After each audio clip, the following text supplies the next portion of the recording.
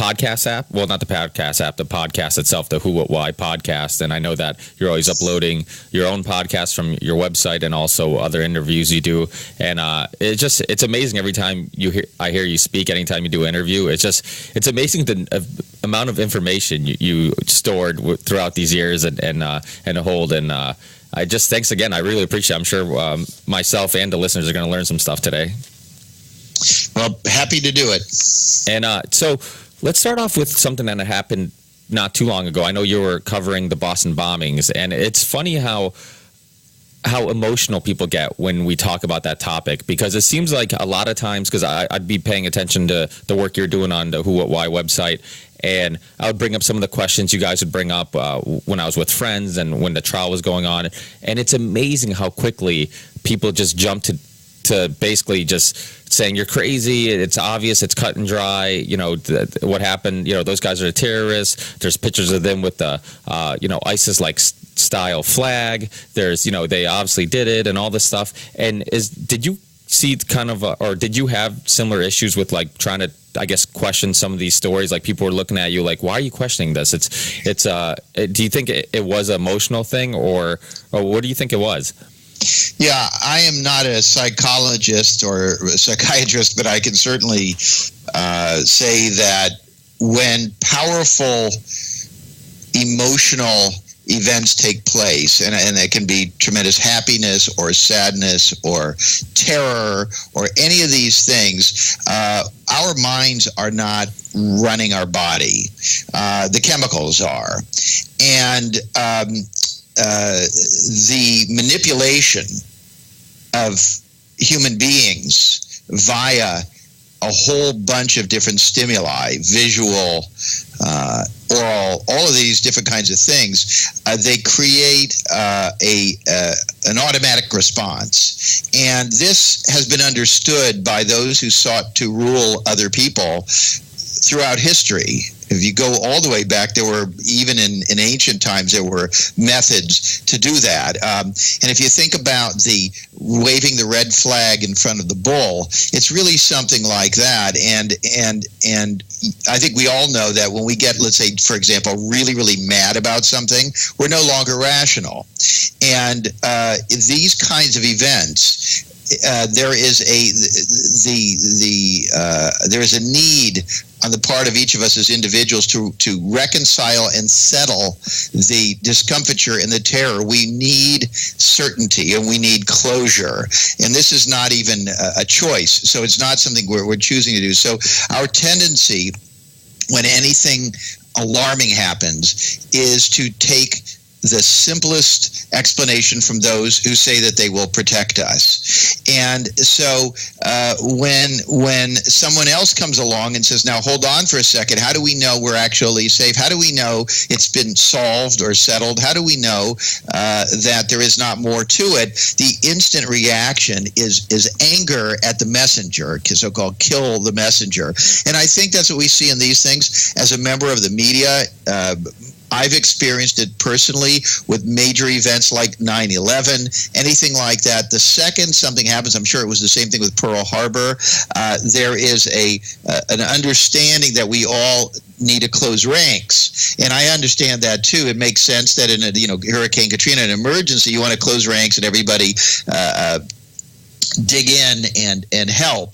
But in these kinds of instances, like the Boston bombing, there is nothing for us to do, actually. And yet we still feel this need to get out there, plant flags, participate in memorial services. So we need that. We need that kind of catharsis. And so along comes this stinker who says, well, there's some things that don't really add up. And so we lash out at them. We label them kooks or something. We don't really even want to hear whether we ought to question the authorities. And yet, watch the Republican debates. It's all about how you can't trust Washington.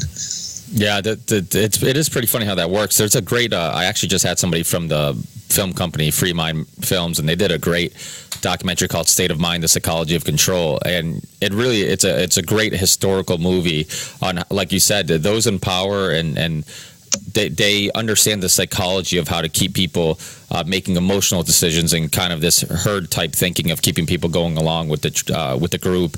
And it really is a method that's been used for generations. And like you said, it happened after September 11th. I remember reading polls about how many people thought that Iraq and Saddam had something to do with September 11th after September 11th, because they just kept relating the two words. They kept saying September 11th, and in the same sentence or a sentence soon after, they would bring up Saddam and Iraq. So people were relating the two. And then I think it was like something like 80% of the U.S. thought that they had something to do with it, just because of probably, like you said, the emotional thing of everybody's worked up, everybody's very patriotic, everybody's upset, they feel like they have to do something.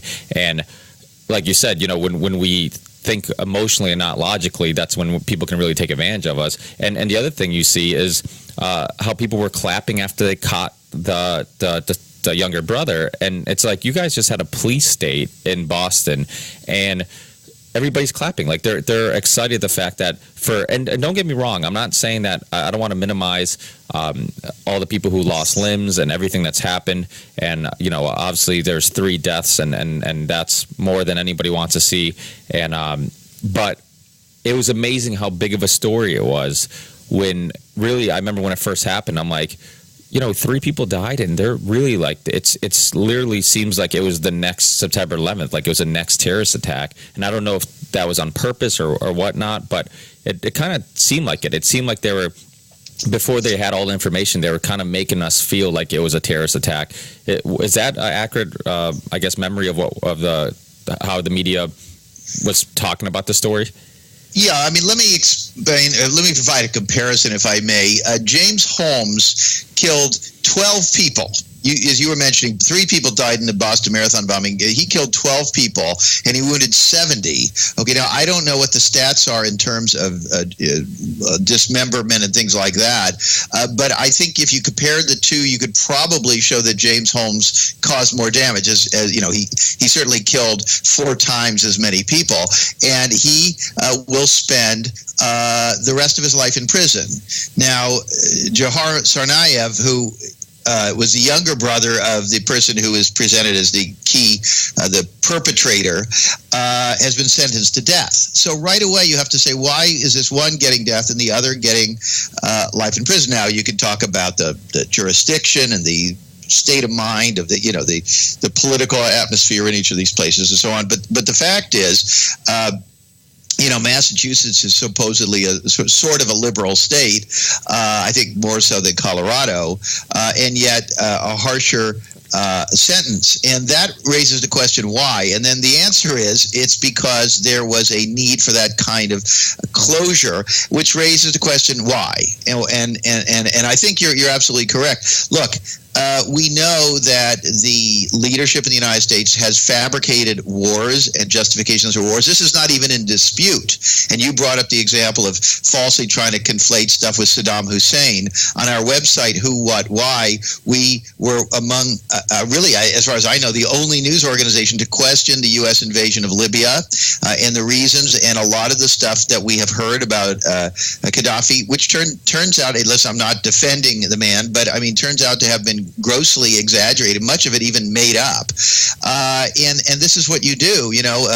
I think any thinking person realizes that when they want to convince somebody of something so that they can get some advantage, they will say whatever they can get away with in order to convince the person and gain that advantage. They only stop when the person challenges them. And I mean, Donald Trump is a perfect example of this. He's a man who has essentially lied throughout his career, and yet there he is up there lecturing us about being honest and open. So we don't seem to have any standards for any of this stuff. And certainly, I'm happy to talk about the Boston bombing and a whole bunch of these things and how they do fit in to the expansion of the security state and the loss of our own civil liberties and other rights. Well, yeah, because the funny thing is that when they caught them, or I think in the process of catching them or looking for them in Boston, because I'm from Massachusetts, so I know how big of a story it was. And when they were looking for him, it was my birthday's April 19th, so I know they caught him or they were looking for him sometime around that time. And we're at a bar celebrating my birthday with a couple of friends, and one of my good friends who's a police officer is like, they shut down the whole city, but usually and he's a detective, he's like, your best help to catch somebody is the public, their eyes and ears, the tips you get.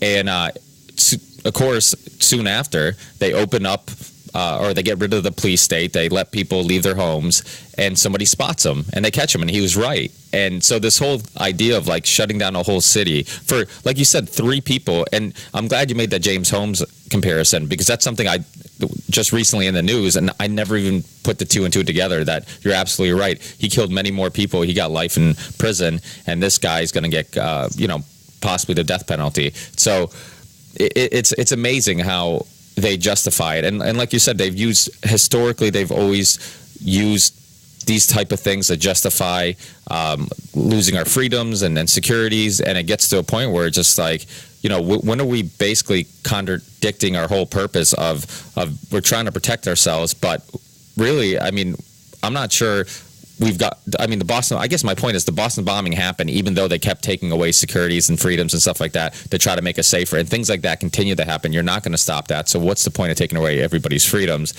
So when you were looking into the Boston bombing, what was the part of the story that made the least sense, or the part where was there a giant hole that you're like, okay, something about this doesn't necessarily make sense?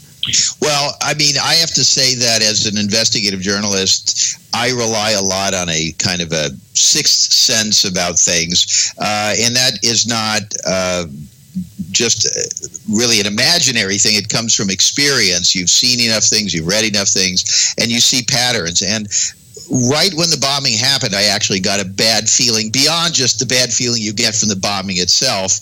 I immediately thought of the symbolism of it.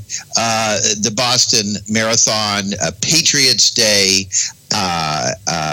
tax day, it all happened. All these factors came together, and then a bomb went off. And so my first thought was, whoever's behind or whatever's behind this, they either lucked out or they were aware of the tremendous sort of trifecta of symbolism. And so that struck me. And that's just, I think, rational way of looking at something as soon as it happens, that you could say that these people were aware of the symbolism there, as opposed to planting a bomb in a shopping center in Omaha on some random Saturday. I mean, there's a big difference. So that struck me right away, and I wanted to know, therefore, what that symbolism was about. Now, if you think about it, we are told this is Islamic terrorism, and yet the first thing that occurred to me was, well, what do Islamic terrorists do? Well, number one, they become martyrs. So they don't fear death. They cause death in others, and then they basically they themselves die. So that didn't happen here. Nobody that we know of, no perpetrator died directly after this dramatic event. The second thing I thought of is that what they always do is they're looking for the symbolism, and they're looking to make a political statement. That's almost always the case. I mean, Charlie Hebdo and so on. What was the political statement they made here? There was none. There was no political statement made. These people who, and I'm going to still use the term alleged because I believe a lot has not come out yet. But in any case, these people found, the older brother was not tried, but so I'll use the term alleged. But anyway, these alleged perpetrators were at the marathon bombing. We know that from video. And we know that they then went on with their lives like everybody else at the thing who was not injured. The older brother went back to his wife and kid in Cambridge, and the younger brother went back to his college dorm. They even stopped to buy milk right after it. In fact, they not only bought milk, but then the younger brother came back into the store to exchange it for another milk. Very, very odd. Not the normal behavior of Islamic fundamentalists. But the key point is they never claimed credit for this. And they didn't act in any way, shape, or form like the prototypical Islamic fundamentalist terrorist. And so it doesn't fit. That's the first thing.